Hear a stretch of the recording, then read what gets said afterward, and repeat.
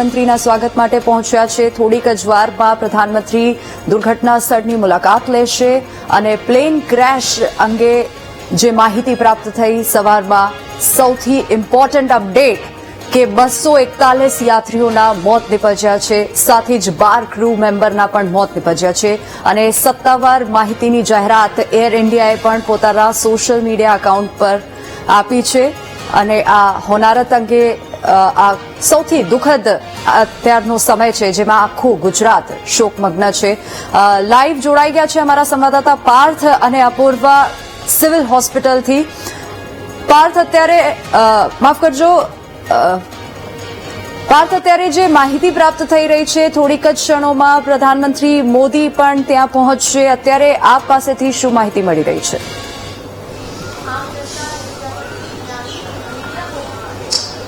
જે રીતની વાત કરવામાં આવે તો વડાપ્રધાન નરેન્દ્ર મોદી લગભગ 8.5 કલાકની આસપાસ અમદાવાદ એરપોર્ટ ખાતે પહોંચશે।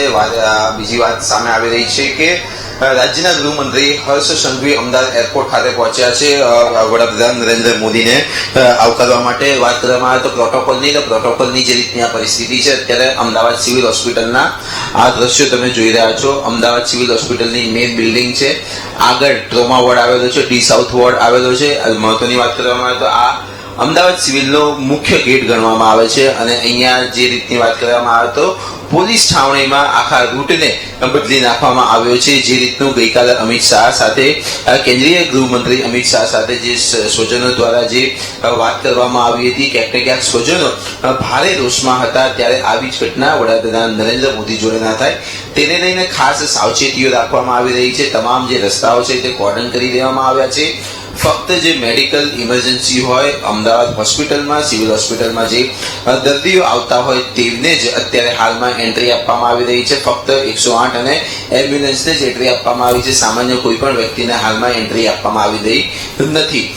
બીજી વાત કરવામાં આવે તો સમગ્ર રૂટમાં એટલે કે જે 700 થી 800 મીટરનો જે રૂટ છે તે તમામ જગ્યાઓ પર પોલીસનો ખાસ બંદોબસ્ત ગોઠવી દેવામાં આવ્યો છે। શહેર પોલીસ કમિશનર GS મલિક અને ઝોન 2 અહીંયા ખાસ પહોંચી ગયા છે, ઝોન 4 અહીંયા સિવિલ હોસ્પિટલ ખાતે પહોંચી ગયા છે।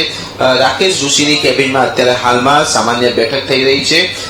તમામ જે રૂટ છે વડાપ્રધાન નરેન્દ્ર મોદીનો ક્યાં જશે, કોને મળશે તે તમામ બાબતની અત્યારે હાલમાં ચર્ચાઓ થઈ રહી છે કેબિનની અંદર।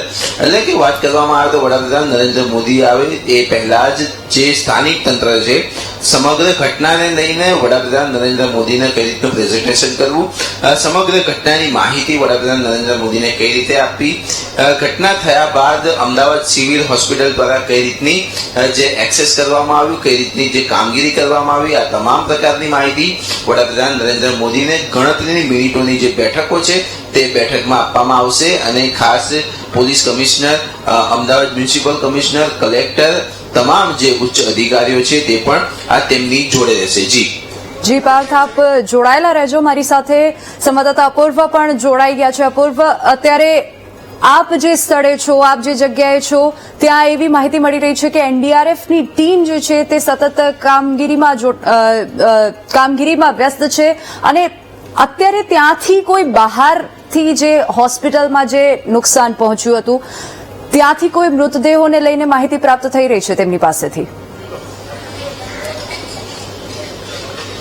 જી ચોક્કસથી જે નેશનલ ડેલિગેશન છે તે અહીંયા દુર્ઘટના સ્થળે આવી પહોંચ્યું છે। આપ વિઝ્યુઅલમાં સીધા જોઈ શકો છો કે જે પ્રમાણે વિમાનમાં અનેક વિદેશી મુસાફરો પણ સવાર હતા અને તેને લઈને જે પણ સ્થાનિક જે તેમના દેશનું ડેલિગેશન છે તે અહીંયા આવી પહોંચ્યું છે અને જે દુર્ઘટના સ્થળની અહીંયા મુલાકાત કરી રહ્યું છે। આપ સીધા દ્રશ્યો જોઈ શકો છો દુર્ઘટના સ્થળથી કે જ્યાં વિદેશનું ડેલિગેશન અહીંયા પહોંચી રહ્યું છે અને કેવા પ્રકારની જે આ દુર્ઘટના બની તેને લઈને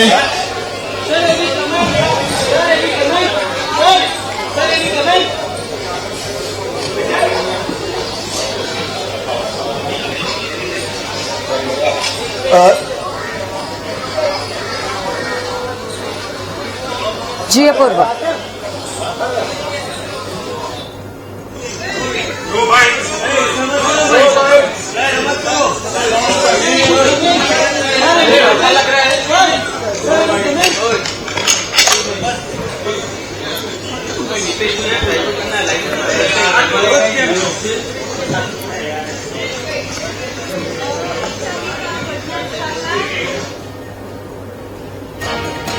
તો અત્યારે જે રીતે અમારા સંવાદદાતાએ માહિતી આપી છે તે પ્રમાણે બ્રિટિશના ડેલિગેશન્સ પણ ત્યાં પહોંચી ગયા છે અને સ્થિતિનો તેઓ પણ તાગ મેળવી રહ્યા છે, કારણ કે 53 નાગરિકો બ્રિટનના હતા જેઓ પ્લેનમાં સવાર હતા અને આ મોટી હોનારતમાં તેઓના પણ મોત નિપજ્યા.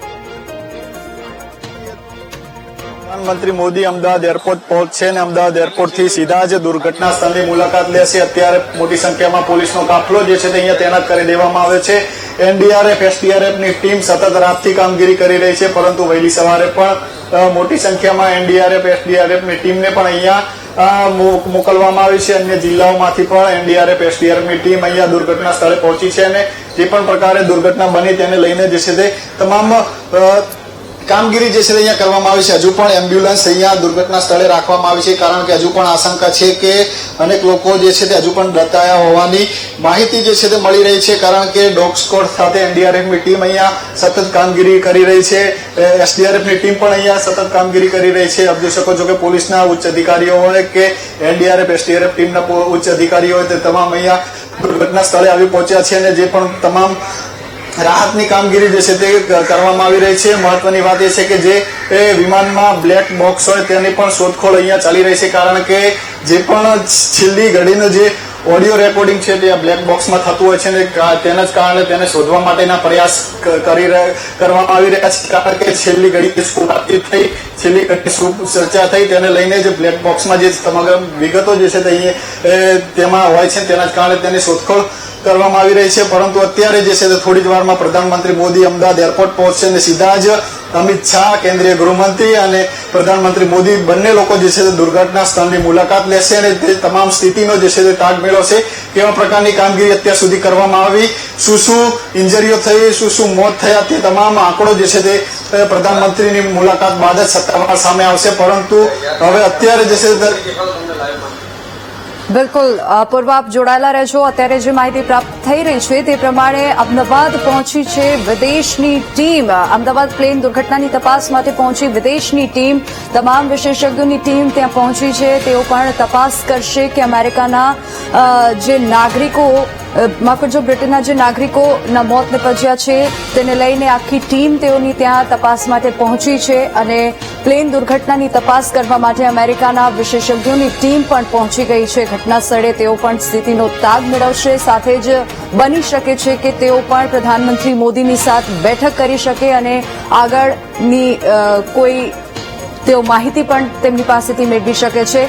અમદાવાદ પ્લેન દુર્ઘટનાની તપાસ માટે હાલ જે અપડેટ મળી રહ્યા છે, તપાસ માટે વિદેશની ટીમ પણ ત્યાં પહોંચી ગઈ છે. અમારા સંવાદદાતાએ દ્રશ્યો પણ જણાવ્યા કે કેવી રીતે ડેલિગેશન્સ ત્યાં સ્થિતિનો તાગ મેળવવા જોવા મળી રહ્યા હતા. હાલ સમય થઈ ગયો છે નાનકડા વિરામનો. વિરામ બાદ જોઈશું